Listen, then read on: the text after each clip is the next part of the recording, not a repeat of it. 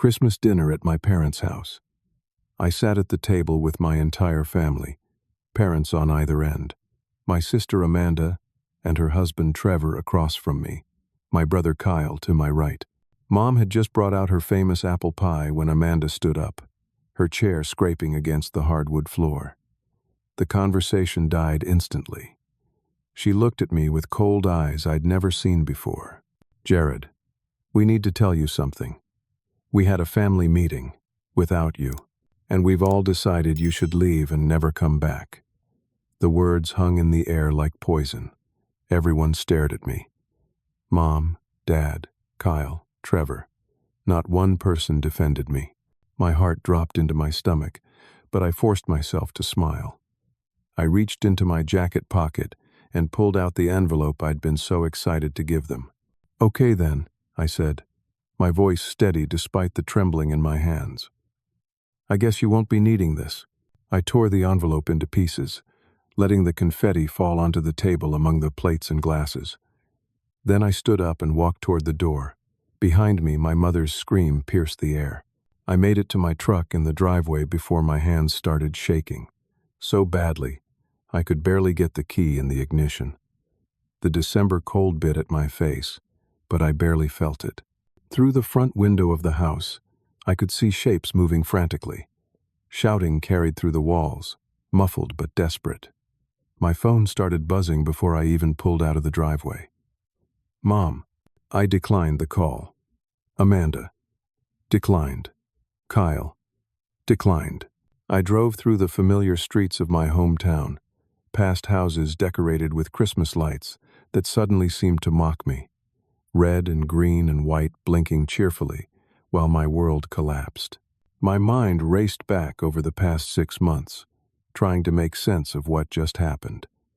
It started in June when Dad was diagnosed with early-stage Alzheimer's.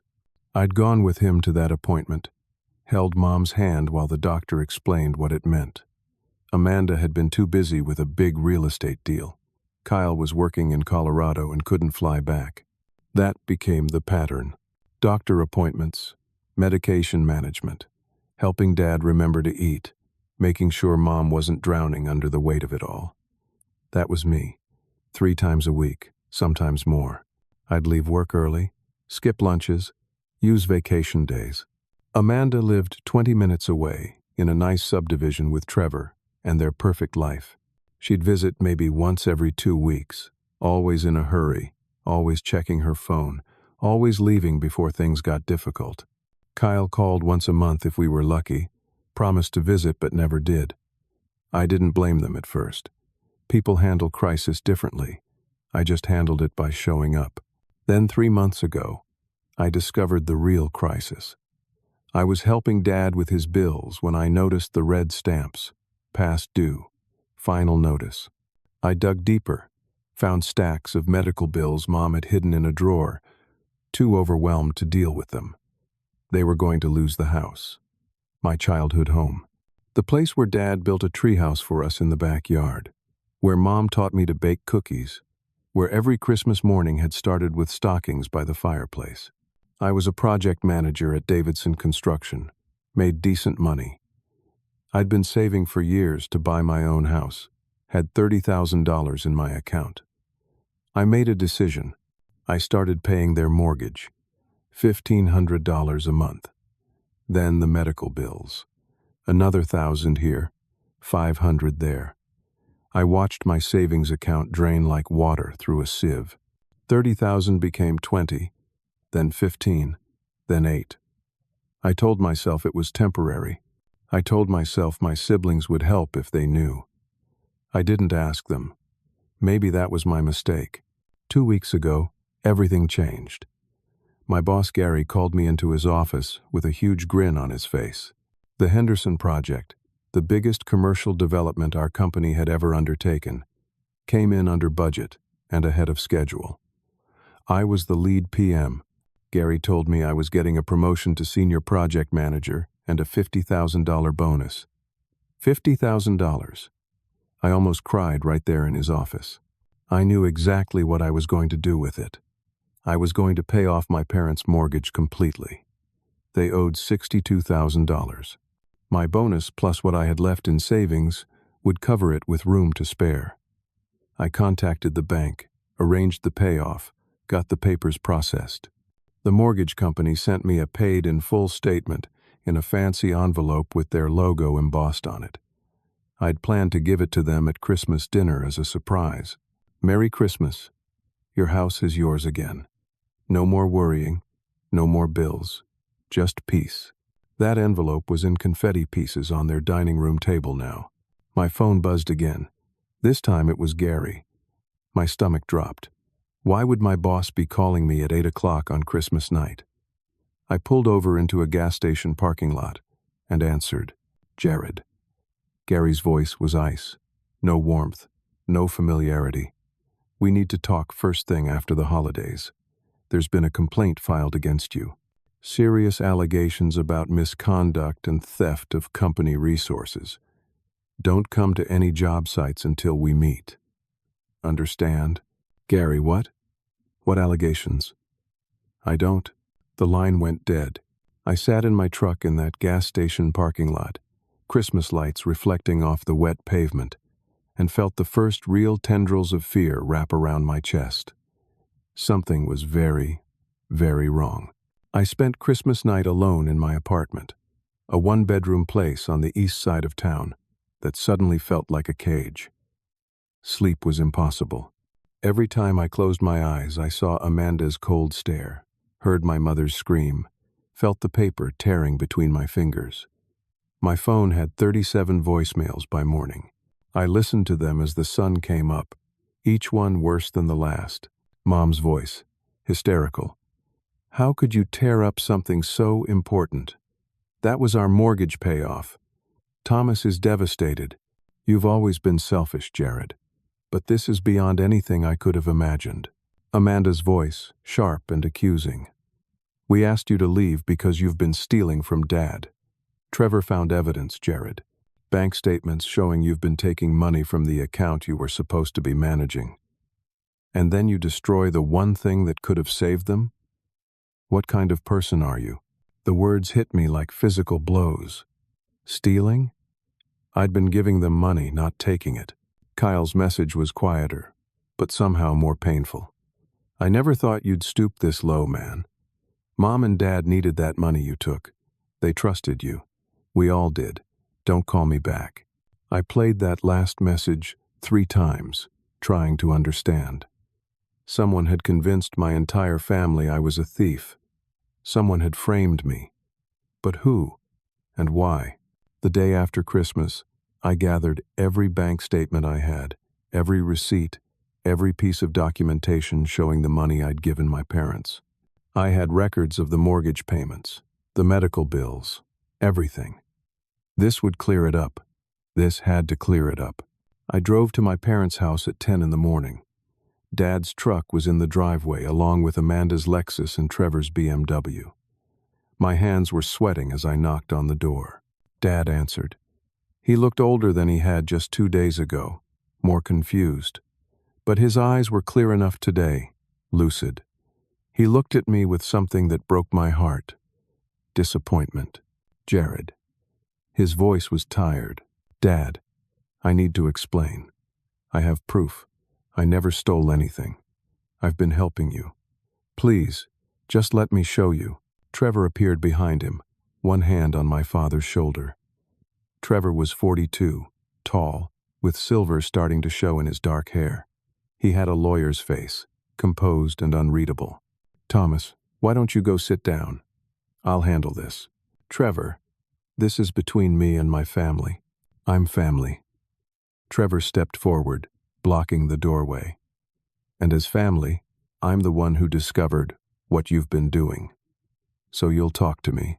He pulled out a folder from behind his back, opened it with deliberate slowness. Inside were bank statements. My father's checking account, the one I had power of attorney over to help manage his bills. Trevor's finger traced down the list of transactions. Here, November 15th, withdrawal of $3,000. No corresponding bill payment. October 23rd, $2,500. September 18th, $4,000. Over the past 6 months, you've withdrawn approximately $15,000 from your father's account for what you claim were medical expenses and mortgage payments. But here's the interesting part. He flipped to another page. These are the actual bills that were paid. The mortgage company received exactly 12 payments of $1,500, $18,000. The medical bills that were paid total about $8,000. So that's $26,000 in legitimate expenses. But you withdrew $41,000 from Thomas's account over that same period. Where did the other $15,000 go, Jared? My mind reeled. That's not right. I only took out what was needed for bills. I have receipts. Do you? Trevor's eyebrow arched. Because I have bank records. Official documentation. And here's the real kicker. He pulled out another sheet. Last week, $5,000 was transferred from your father's account directly into your personal checking account. Care to explain that?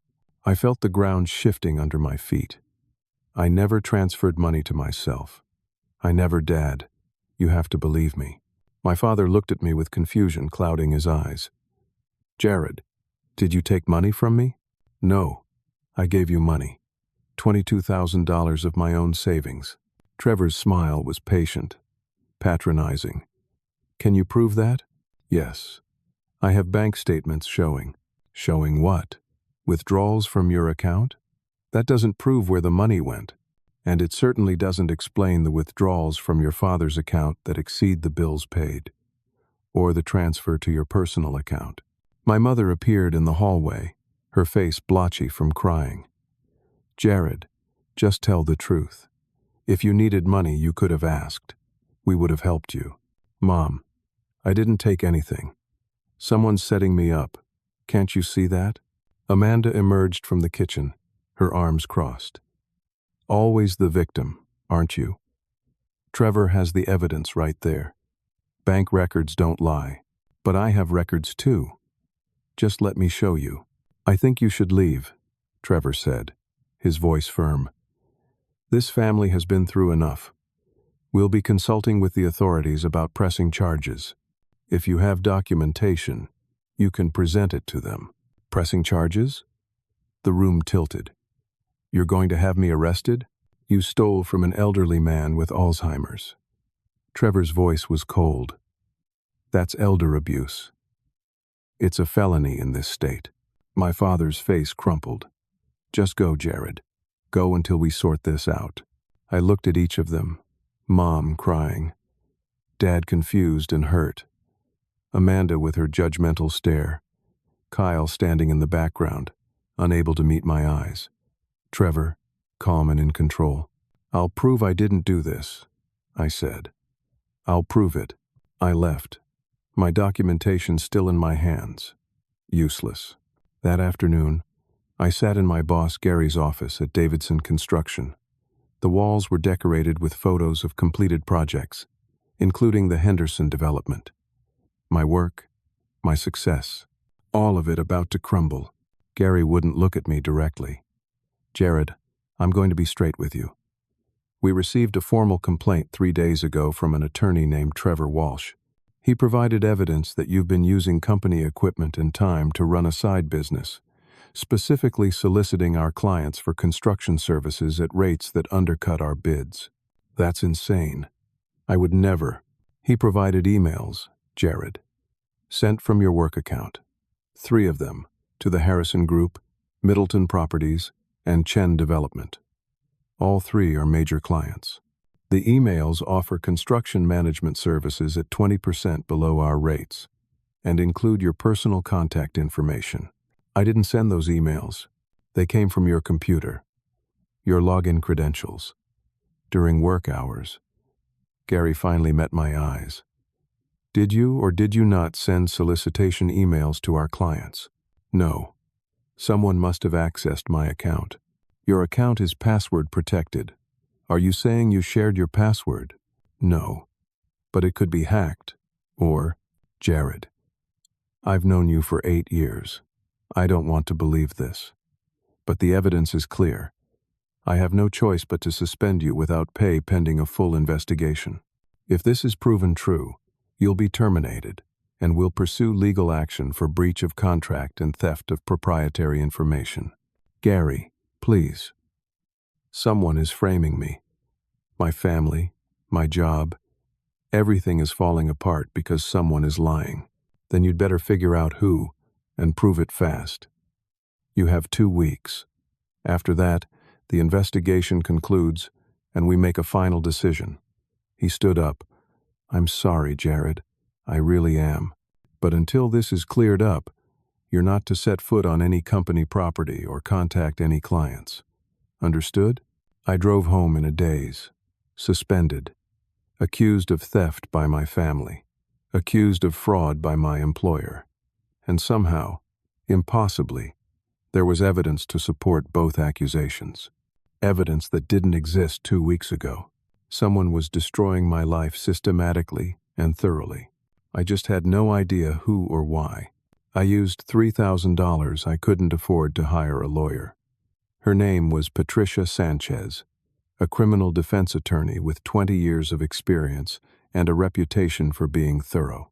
She came recommended by a guy I worked with, whose brother had gotten into some tax trouble. I met her in her office 2 days after my suspension, brought every piece of documentation I had. She spent an hour reviewing everything while I sat across from her desk, watching traffic pass by the window, wondering how my life had turned into a legal thriller. Okay, she finally said, removing her reading glasses. Let's talk about what we're dealing with. First, the work situation. These emails were definitely sent from your account, using your login credentials, from your work computer's IP address. The timestamps show they were sent during work hours on days you were logged into the system. But I didn't send them. I believe you. But proving it is another matter. Someone would need to have access to your computer and your password. Do you ever leave your computer unlocked? Sometimes for a few minutes. But that's enough. Or they could have used a keylogger, remote access software, any number of methods.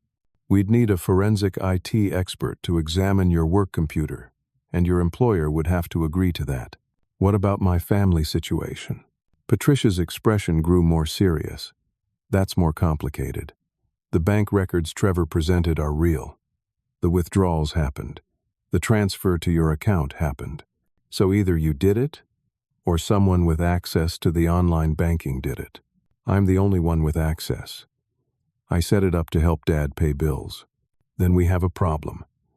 Unless we can prove someone else gained access to that account, it looks like you made those transactions. She paused. Tell me about Trevor. What do you know about him? He's a lawyer. Married to my sister for 6 years. They have a nice house, nice cars. He's always been kind of distant with me, but nothing hostile until now. What kind of law does he practice? Corporate law, I think. He has his own firm with a partner. Patricia made notes. I'm going to do some research on him. If he's behind this, he'd need a motive. Financial troubles, maybe. Something that would make him want to discredit you or gain access to your parents' finances. She looked up. One more thing. This transfer to your account, $5,000. Do you have any explanation for it? None. I never initiated any transfer.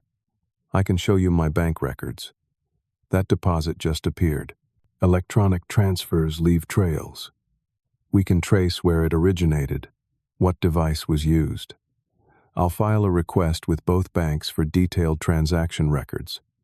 She closed the folder. Jared, I'm going to be honest. This looks very bad. Whoever set this up knew what they were doing. They created a paper trail that's damning. Our best hope is finding evidence that someone else had access to these accounts and systems. How long will that take? Weeks, maybe months. I felt my stomach drop. I don't have months. My company's investigation ends in 2 weeks. Then we work fast. I left her office with slightly more hope than I'd arrived with, but not much. That evening, I called an old friend from college. Marcus Chen had been my roommate sophomore year. before he transferred to MIT. Now he worked in IT security for a tech company in Seattle. We'd stayed in touch, mostly through gaming and occasional texts. I called him and explained everything. "Man, that's rough," Marcus said. "You think this Trevor guy hacked your work email?" "I don't know. But someone did. Send me the email headers from those messages if you can get them. I can trace the IP address, see where they really came from. My boss would have to give me access to the company server. Can you get him to agree?" "I can try." Gary wasn't happy about it. But when I explained I was hiring an expert to prove the emails were fraudulent, he agreed to let Marcus access the email logs remotely. 24 hours later, Marcus called me back. "Okay, so those 3 emails were sent using your credentials, but not from your work computer." My heart jumped.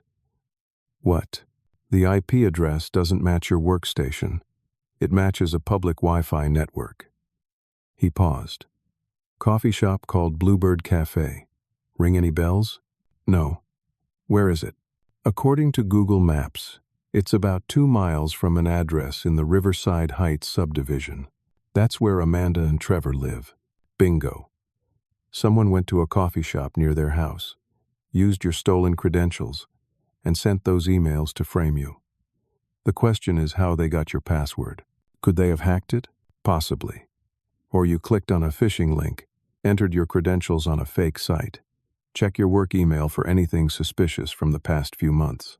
I spent the next 2 hours combing through old emails. I found it in September, an email that looked like it came from our IT department, saying there was a security update and to click a link to verify my credentials. I'd clicked it, entered my username and password. The link had taken me to what looked like our company login page. It was fake. I'd given someone my password. "That's how they did it," Marcus confirmed. "Classic phishing. They sent you a fake email, captured your credentials, then used them months later to send the solicitation emails. Professional job. Can you trace who sent the phishing email?" "Already did. It came from a burner email account that was deleted right after. Dead end. But the important thing is, you have proof the emails weren't sent by you. Your IP address was different on that day. You were logged into the system from your actual work computer. The forensics show 2 different locations. Will that be enough?" "Should be. No way you sent emails from a coffee shop while simultaneously logged in at work from a different location. It's physically impossible." Relief flooded through me. "Marcus, thank you." "No problem, man. But Jared, whoever did this is smart. They covered their tracks pretty well. If they're behind the family stuff too, you need to be careful." He was right. But I wasn't prepared for how careful I needed to be. That night, I returned to my apartment around 9. The door was slightly ajar. I always locked it. Always. I pushed it open carefully, reaching for my phone to call 911. The apartment had been ransacked. Drawers pulled open, papers everywhere, couch cushions torn apart. My laptop was gone from the kitchen table. My backup external hard drive, gone from the bedroom. All my printed bank statements, receipts, documentation, gone. I called the police. They arrived 20 minutes later, 2 officers who took a report with professional disinterest. Breaking and entering, theft. Happens all the time, they said. Probably drug addicts looking for something to sell. Then one of them found something in my bedroom closet. A small plastic bag with white powder residue. "Sir, is this yours?" The officer held it up with a gloved hand. "I've never seen that before in my life. It was in your closet. Someone must have planted it during the break-in." The officers exchanged a look, the kind of look that said, "Sure, that's what they all say. We're going to need to test this. If it's what I think it is, we'll have more questions for you." 3 days later, I was arrested for possession of cocaine with intent to distribute. The amount in the bag was just over the threshold that made it a felony. I was processed, fingerprinted, photographed. Patricia posted bail, another $4,000, that nearly wiped out what little I had left in my account. Sitting in the holding cell before bail was posted, I had a visitor. Trevor walked in with a police escort, looking sympathetic. "Jared, this has gotten out of hand. You did this." My voice was flat. "I'm here as Amanda's representative. Your family is concerned about you. The stealing, the drugs, now this work fraud. You're spiraling. You framed me. That's a serious accusation." His voice remained calm. "But I understand you're under stress. I want to help. We all do. If you're willing to get treatment, to make amends, we can work something out. You'd need to sign over your power of attorney for your father's affairs to someone more stable. Amanda has agreed to take that responsibility, and you'd need to admit what you took from his account, make restitution. But we could convince your parents not to press charges." "I didn't take anything.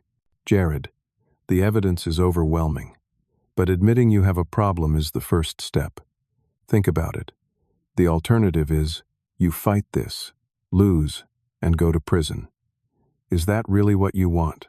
He left me there, in that cell, with his offer hanging in the air like a noose. I posted bail at midnight using money Patricia advanced against her fees, money I'd have to pay back somehow. I had $1,200 left in my checking account. No job, no family. Facing criminal charges for drug possession, theft, and fraud. My lawyer's retainer was running out. My rent was due in a week. Everything I owned that could prove my innocence had been stolen. I went to a bar. I'm not much of a drinker, never have been, but I needed to not think for a few hours. The place was called Rosie's, a dive on the south side with a pool table and a jukebox that only played country music. I sat at the bar and ordered a whiskey. 3 whiskeys later, someone sat down next to me. "Jared? Jared Morrison?" I looked up. The face was familiar, but took a moment to place. Older now, fuller in the cheeks, but the same bright eyes. Derek Patterson. We'd been in an economics class together, freshman year of college, studied together for finals. Lost touch after he transferred to a different school. "Derek, hey, man, you look terrible. Everything okay?" Something about his genuine concern, or maybe the whiskey, made the whole story spill out. The Christmas dinner, the accusations, the frame job, the arrests, all of it. Derek listened without interrupting, buying us both another round. When I finished, he was quiet for a long moment. "That's not right. None of that is right." He pulled out his phone. "What did you say your brother-in-law's name was?" "Trevor Walsh." "Why?" "I'm a forensic accountant now. Work for a firm that investigates financial crimes. What you're describing sounds like financial elder abuse, but redirected at you. If this Trevor guy is behind it, there'd be a motive. Usually financial. He's a lawyer, has his own firm, seems to do well. Mind if I poke around a little?" "No promises, but if there's something fishy with his finances, I can probably find it." "Derek, I can't pay you. You bought me coffee every morning for a semester when I was broke. Consider it paying that forward." He grinned. "Plus, I hate guys who prey on families. Give me a few days." 3 days later, Derek called me. "You need to sit down for this." I was already sitting, staring at eviction notices and past due bills. "What did you find?" "Trevor's law firm is in trouble. Bad trouble. He and his partner, guy named Brett Colson, were handling a major corporate merger last year. $10 million deal. It fell through, and the client sued them for malpractice. They're facing a $2 million judgment. $2 million? Gets worse. I looked into your sister Amanda's real estate transactions over the past 18 months. She sold 3 properties, where she represented both the buyer and the seller. That's not illegal, but it's unusual. What's more unusual is the buyers were shell companies, LLCs, with no real business operations. What does that mean? Could be money laundering. The properties were sold below market value, 10 to 15% under. The shell companies paid cash. Then those same shell companies paid large consulting fees to Trevor's law firm. We're talking $60,000–$70,000 for vague legal services. My mind raced. They were moving money through real estate deals? Looks like it. But here's the interesting part. I traced the shell company registrations. They're registered to a couple named Frank and Susan Henderson. But when I called them, they'd never heard of these companies. Someone used their identities without their knowledge. Identity theft. Can we prove Trevor and Amanda were behind it? Not yet. The paper trail is pretty clean. But I found something else. Derek's voice got quieter. 6 months ago, right when your dad was diagnosed, there was a reverse mortgage taken out on your parents' house. The room seemed to tilt. What? $120,000. The lender was Pacific Home Equity. The application was filed by someone with power of attorney for your father. I'm guessing that was Amanda. Since she's the oldest, she had medical power of attorney. I had financial. Well, someone signed those papers. And someone's been collecting payments from the reverse mortgage lender. Payments that should be going to your parents. Where did the money go? That's where it gets murky. The initial disbursement went into an account at First National Bank. The account is in your father's name, but I can't access the transaction history without a warrant or your father's permission. However, I did find that around the same time, Trevor's law firm received a large cash infusion. $80,000 marked as an investment from a silent partner. The reverse mortgage money. Can't prove it yet, but the timing is suspicious. Derek paused. Jared, there's more. The mortgage you were paying every month? I checked with the lender. Those payments weren't going to the original mortgage. That was paid off by the reverse mortgage. Your $1,500 a month was going into that same account at First National, the one in your dad's name that someone else controls. Trevor stole my money, and your parents' equity in their house. A reverse mortgage at your dad's age, with his condition, would mean the bank owns the house when he dies. Your mom would have nothing. But here's the thing about that envelope you tore up at Christmas. My stomach dropped. What about it? If it was the payoff statement for the original mortgage, it would have shown the reverse mortgage on the title history. Anyone looking at that document would see there were 2 mortgages on the house. That would have raised red flags. Amanda would have seen it and known her fraud was about to be exposed. That's why she kicked me out. She saw the envelope. She panicked. Had to discredit you immediately before anyone looked too closely at the documents.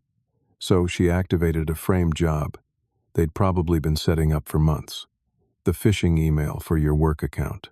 Access to your dad's banking. They'd been planning this.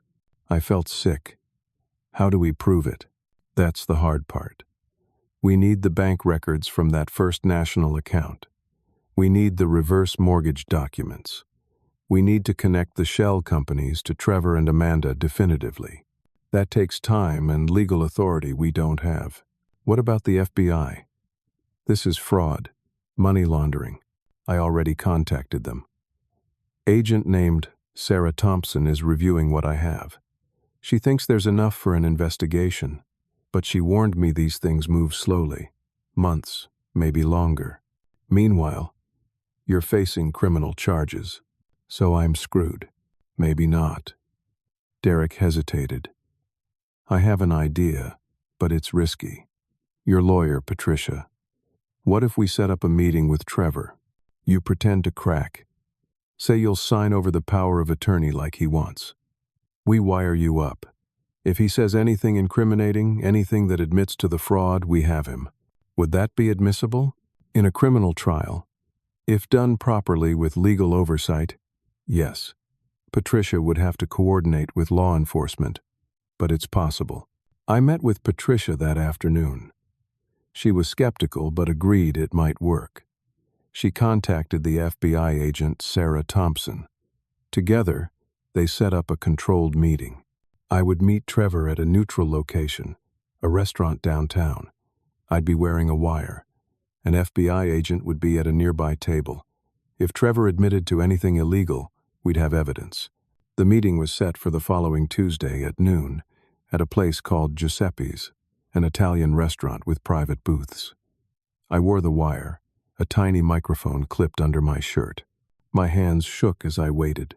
Trevor arrived exactly on time, looking relaxed in a charcoal suit. He slid into the booth across from me. "Jared, thank you for agreeing to meet. I don't have a choice. I can't fight this anymore. You're making the right decision. Your parents will be relieved. Amanda too. Before I sign anything, I need to understand what happened. Help me understand how I supposedly stole that money." Trevor's smile was patient. "You had access to the account.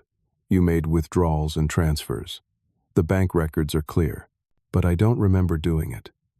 Could someone else have accessed the account? Only you had the login credentials. What about the reverse mortgage?" "I heard something about that." "Where did you hear about a reverse mortgage?" His eyes narrowed slightly. "I have friends. They asked questions. The reverse mortgage was a financial tool your parents used to access equity in their home. It's none of your concern." "Did they know about it?" "Of course they knew. Your father signed all the paperwork. With his Alzheimer's? He probably didn't understand what he was signing. He was competent when the papers were filed." Trevor's voice got harder. "Look, Jared, if you're having second thoughts about signing the power of attorney over..." The door to the restaurant burst open. Amanda walked in, her face flushed. She came straight to our booth. "Trevor, we need to leave. Now." "Amanda, I'm in the middle of..." "The FBI called our house. They're asking about the Henderson properties. We need to go." Trevor's face went pale. He stood up. Amanda noticed me for the first time. "What are you doing here?" Then her eyes went to my shirt, where the wire's microphone made a small bump. Her face changed. "He's recording us." "Trevor, he's wearing a wire." Trevor grabbed my shirt, saw the microphone. His carefully controlled expression cracked. "You stupid." He caught himself. Amanda wasn't as careful. She was angry, scared, words tumbling out. "This is your fault. You always had to be the hero, had to help Mom and Dad. You couldn't just leave it alone. We were cleaning out Dad's equity before he forgot he even had a house. It was perfect until you started paying their bills, asking questions. That mortgage payoff you destroyed would have exposed everything anyway. We had no choice but to discredit you first." "Amanda, shut up." Trevor grabbed her arm, but she kept going. "We set it up perfectly. The phishing email, the transfers to your account, the drugs in your apartment. You were supposed to break, sign over the power of attorney, disappear. But you had to hire lawyers, ask questions, be difficult like always." "Amanda!" Trevor's voice was sharp. She finally stopped, realizing what she'd said. Trevor looked at me, then at the FBI agent who was now standing from his table across the restaurant. Trevor's smile returned, cold and calculated. "Doesn't matter. That recording is inadmissible. This is a two-party consent state for recordings. You didn't have permission to record us. Your lawyer should have known that. And without proper filing for surveillance authorization from a judge, this is illegal wiretapping. You just committed a felony, Jared." He leaned close. "You played right into our hands. See you in court." They walked out. The FBI agent, a middle-aged man in a gray suit, came to the table. "He's right. This is a two-party consent state. That recording can't be used in a criminal case." I felt my world collapsing again. So it was all for nothing? Not nothing. We heard it. We know the truth now. But proving it legally is going to be harder. Patricia arrived within minutes, her face grim. "Trevor filed harassment charges against you already." His lawyer was waiting outside. "You're facing another criminal complaint for illegal wiretapping." How did he know? He's smart. He probably assumed you'd try something like this. He's been 3 steps ahead this entire time. She sat down heavily. "Jared, I'm going to be honest. This is bad. Every move we make, they counter. Every piece of evidence we find, they have an explanation for. And now you're facing even more charges. I put my head in my hands. My job was gone. My savings were gone. My family believed I was a thief and a drug addict. I was facing multiple felony charges, and the people responsible were walking free, probably laughing at how easily they'd destroyed me. There has to be something, I said. Some way to prove what they did. The FBI agent exchanged a look with Patricia. There might be, but it'll take time. And you'll need to survive the legal battle until we can build a case. I don't have time. Or money. Then you'd better pray we get lucky, Patricia said. Because right now, luck is all we have. 2 days after the restaurant disaster, Derek called me at 7 in the morning. I was sitting in my apartment surrounded by legal papers I couldn't afford and bills I couldn't pay, seriously considering Trevor's offer to just sign everything over and make it stop. I found him, Derek said without preamble. Found who? The shell company owners. The Hendersons. Frank and Susan Henderson. They're real people. Retired couple in Phoenix. They had no idea their identities were being used. Someone stole their information and created fake companies in their names. Can they testify? Already contacted them. They're filing police reports for identity theft. But here's the important part. I traced the actual money flow from those shell companies. The funds went to an offshore account in the Cayman Islands, then to a cryptocurrency wallet, then to get this Trevor's law partner. Brett Colson? Yeah. Brett and Trevor had a major falling out 3 months ago. Brett left the firm. It got nasty. There were threats of lawsuits, accusations. I did some digging. Brett was the one managing the shell company transactions. He knows everything. My heart started beating faster. Would he talk to us? He might. But here's the thing. He's as guilty as Trevor. He'd be incriminating himself. Unless he got immunity. Exactly. I passed his name to Agent Thompson. She's going to approach him with a deal. If he cooperates, testifies against Trevor and Amanda, they might grant him immunity or a reduced sentence. Derek paused. But there's something else. Something you need to know about your own situation. What? Brett kept insurance. Copies of everything.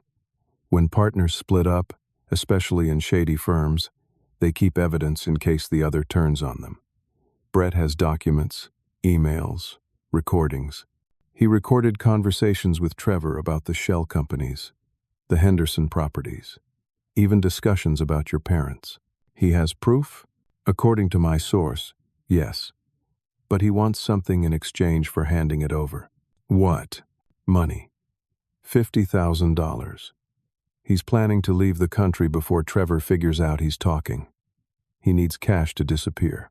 I laughed. A bitter sound. I have $1,200 to my name. I know. But Jared, there's something else. That mortgage you paid off?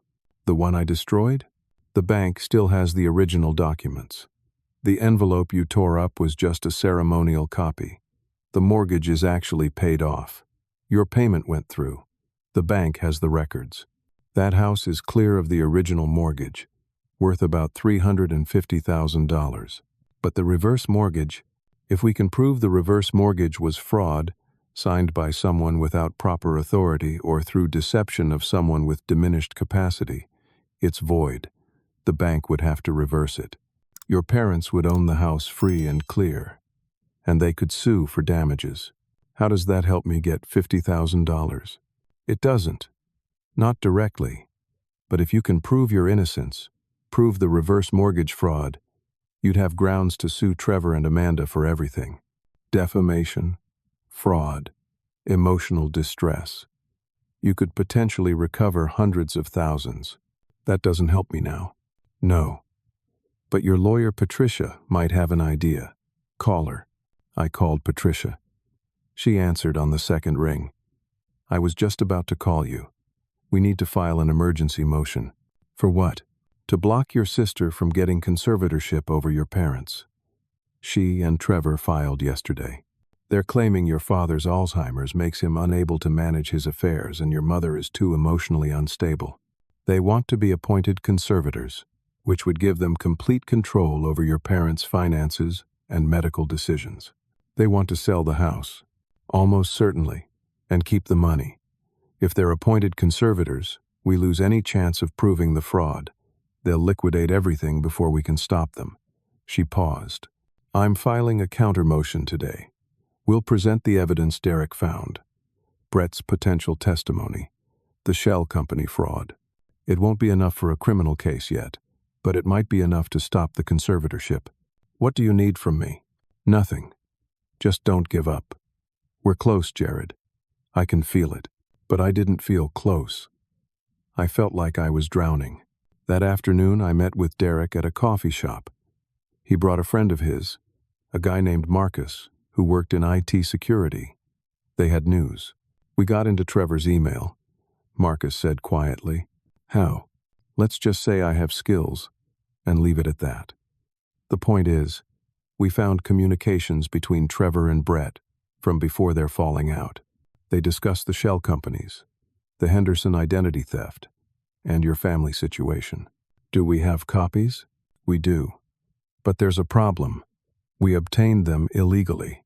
They can't be used in court. I wanted to scream. So what good are they? They tell us what happened. They give us a roadmap, and they give us leverage with Brett.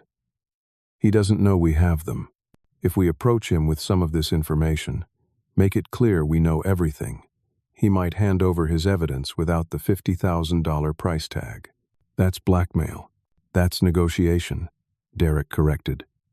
Your call, Jared. We can try to play this straight. Wait for the legal system to maybe work in a few months while you're facing multiple felonies. Or we can push back. I thought about Trevor's smug face, Amanda's cold eyes, my parents being manipulated, my life in ruins. Set up a meeting with Brett. We met him 2 days later at a park near the river. Brett Colson was 47, thin, nervous. He kept looking around like he expected Trevor to appear from behind a tree. You said you had information about Trevor, he said without preamble. We have emails, Derek said, between you and Trevor, discussing shell companies, identity theft, fraud, all of it. Brett's face went white. How did you? That's privileged. Doesn't matter how we got them. What matters is we have them. And unless you want to go down with Trevor, you're going to cooperate. I want immunity. The FBI is working on that, I said. But we need your evidence now. We need to stop a conservatorship hearing. We need to clear my name. Can you help us? Brett was quiet for a long moment. Then, Trevor's going to kill me. Trevor's going to prison, Derek said. Question is whether you're going with him. Brett pulled out a flash drive from his pocket. Everything's on here. Documents, emails, recordings. Trevor kept me out of the loop on some things, but I recorded what I could. There's enough to prove the shell companies, the reverse mortgage fraud, how they framed you. He handed it to me. But I'm not testifying without immunity. And I'm leaving the country in a week, regardless. Why help us at all? I asked. Because Trevor screwed me out of $500,000 when we split. And because what he did to you and your parents is sick. I'm a lot of things. But I'm not that. He stood up. Don't contact me again. Give that to the FBI. Let them offer me a deal. He walked away, disappearing into the afternoon crowd. Derek and I sat there with the flash drive between us. This could be everything, Derek said. Or it could be nothing. Only one way to find out. We gave the flash drive to Patricia, who gave it to Agent Thompson. 24 hours later, Thompson called us into the FBI office. She was a woman in her 50s with sharp eyes and no-nonsense demeanor. She didn't waste time. The evidence on this drive is substantial. We have recordings of Trevor and Brett discussing the shell companies. We have emails between Trevor and Amanda about using the reverse mortgage to access your parents' equity. We have documentation of the identity theft, and we have records showing how they framed you. She leaned back. It's enough to file federal charges. Wire fraud, elder abuse, identity theft, conspiracy. We'll be arresting both Trevor Walsh and Amanda Morrison tomorrow morning. I couldn't breathe. Really? Really. Your drug charges will be dropped. The evidence clearly shows the cocaine was planted. The work fraud charges should also be dismissed based on the IP evidence and the confession on Brett's recordings. The theft charges related to your father's account will be dropped once we can show the reverse mortgage fraud. What about Brett? He's already cooperating.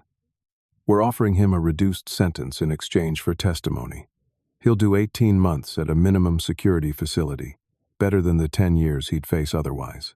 Patricia squeezed my shoulder. Jared, it's over. You're going to be okay. But it wasn't quite over yet. The FBI arrested Trevor and Amanda on a Tuesday morning. I wasn't there, but Derek called me with updates.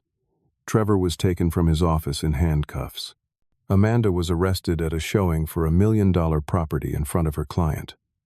Both were charged with multiple federal felonies. My drug charges were formally dismissed that afternoon. The work fraud accusations were dropped by my company after reviewing the evidence. Gary called me personally to apologize and offer my job back with full back pay.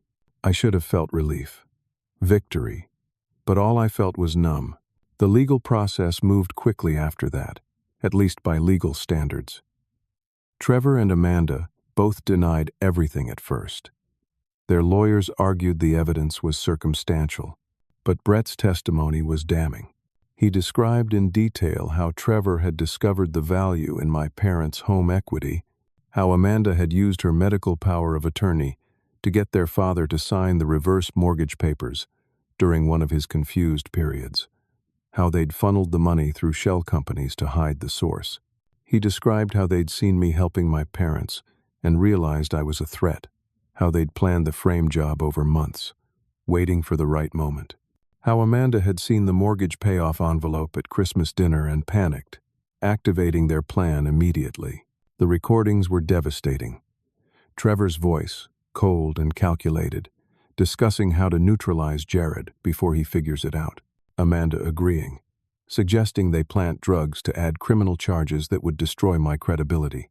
My lawyer, Patricia, filed motions to have all charges against me formally dismissed. The court agreed. My record was expunged. The bank that held the reverse mortgage, faced with evidence of fraud, agreed to void it and return the money to my parents. The original mortgage was paid off. My parents owned their house free and clear, but Trevor and Amanda weren't done fighting. Trevor's lawyer filed a motion, claiming the reverse mortgage was legitimate, that my father had been competent when he signed. They demanded a competency hearing. The hearing was scheduled for 3 weeks later. I'd have to face my family in court. During those 3 weeks, something else happened. My mother called me. It was the first time we'd spoken since Christmas dinner, almost 4 months ago. Jared. Her voice was small. Can we talk? I met her at a coffee shop. She looked older, tired. She sat across from me and immediately started crying. I'm so sorry. I'm so sorry. We believed them. We believed our own daughter over you, and you were the one trying to help us. Mom, no, let me finish. You gave us your savings. You paid our bills. You were there for your father when Amanda couldn't be bothered to visit, and we threw you out. We called you a thief. We almost let them destroy you. She wiped at her tears. How can you ever forgive us? I took her hand. You were manipulated. Trevor is a lawyer.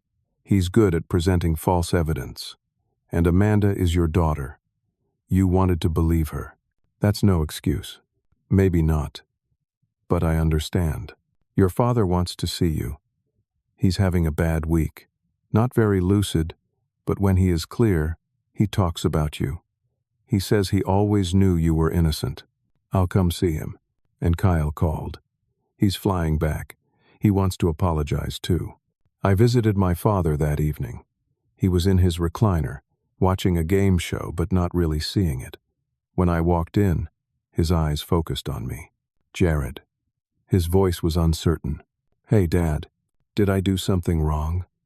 Your mother keeps crying. No, Dad. You didn't do anything wrong. Amanda's in trouble. They told me. I don't understand it all. I know. It's complicated. But you're okay? You're not in trouble? I'm okay. He nodded, satisfied. Then his eyes drifted back to the television and I wasn't sure if he'd remember this conversation in 5 minutes. But I sat with him anyway, just being there. The conservatorship hearing arrived. Trevor and Amanda were out on bail, sitting with their lawyers on one side of the courtroom. My parents, Kyle, Patricia, and I sat on the other. Agent Thompson was there to testify. So was Derek. And Brett, brought from custody to give his testimony. The judge was a woman in her 60s, named Margaret Chen. She reviewed all the evidence over 2 days. The reverse mortgage documents, the shell company records, Brett's testimony about the fraud, the recordings of Trevor and Amanda discussing the scheme, medical records showing my father's cognitive decline at the time he supposedly signed the reverse mortgage papers. On the afternoon of the second day, she made her ruling. This court finds that the reverse mortgage obtained on the property at 142 Oak Street was procured through fraud and undue influence of a person with diminished capacity. The mortgage is hereby voided.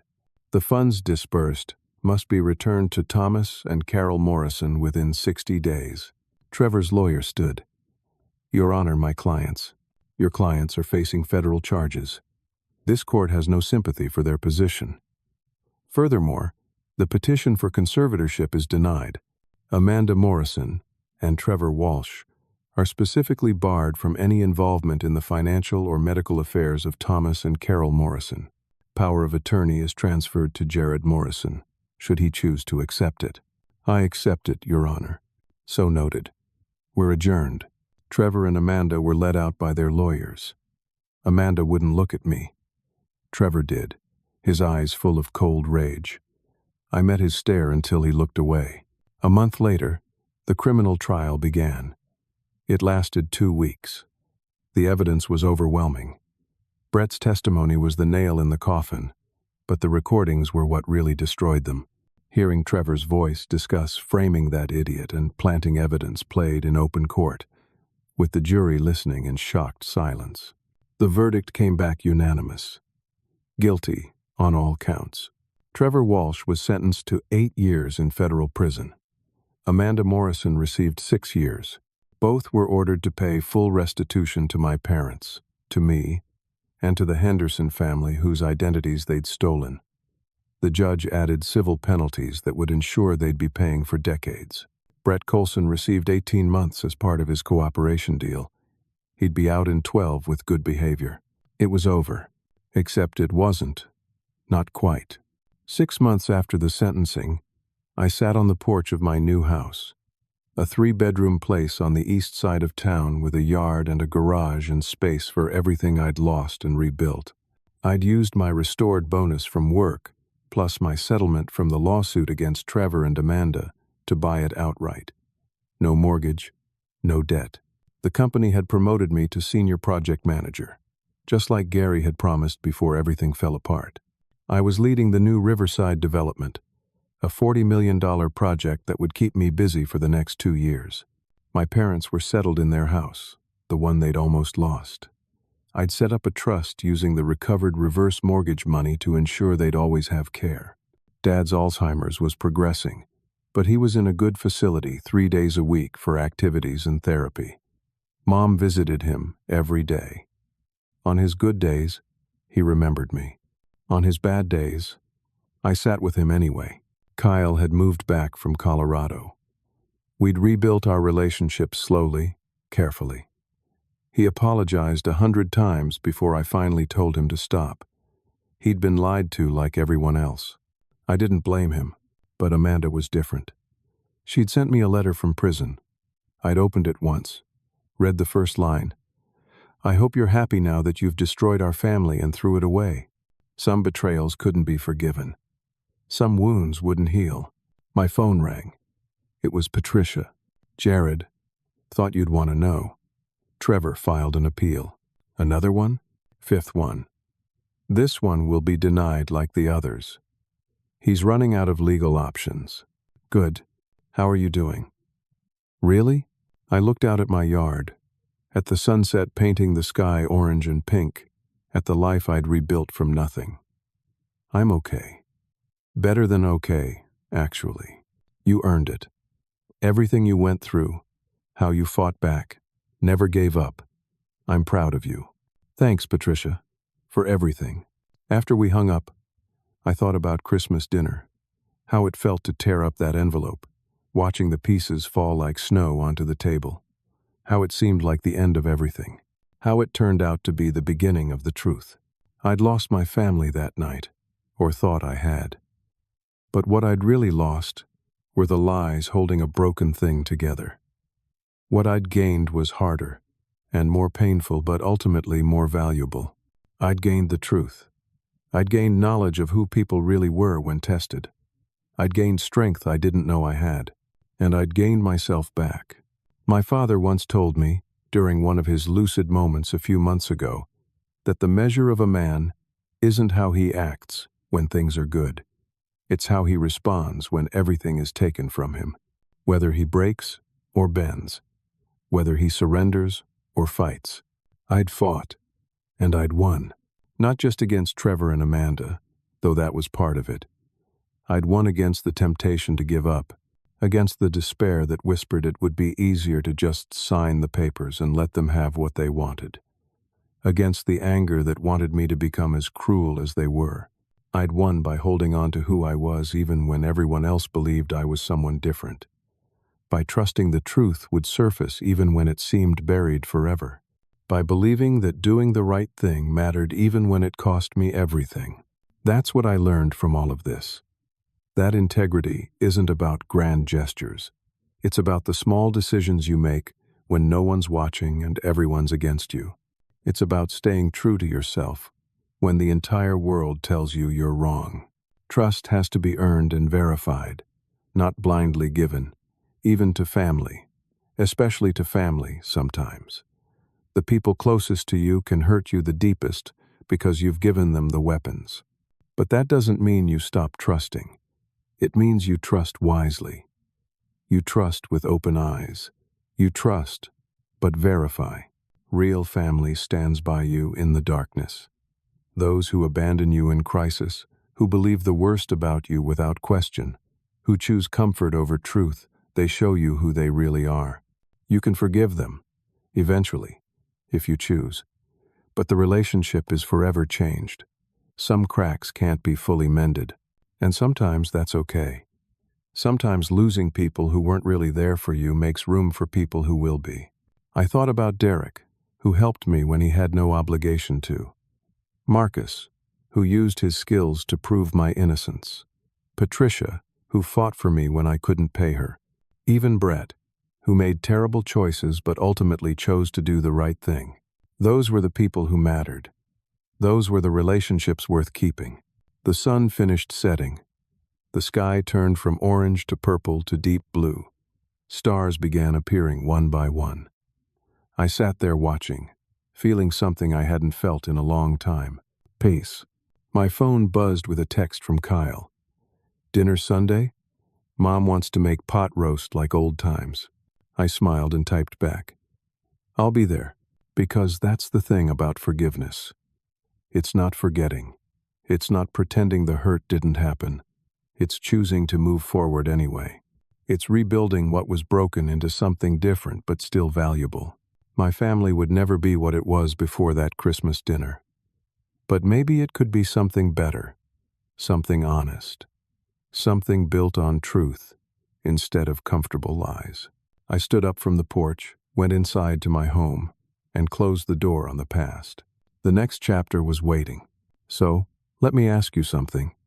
Have you ever been betrayed by someone you trusted completely? Someone who should have had your back but instead stabbed you in it? How did you handle it? Did you fight back or walk away? And did you ever forgive them? I'd love to hear your stories in the comments below. Sometimes knowing you're not alone in these struggles makes all the difference.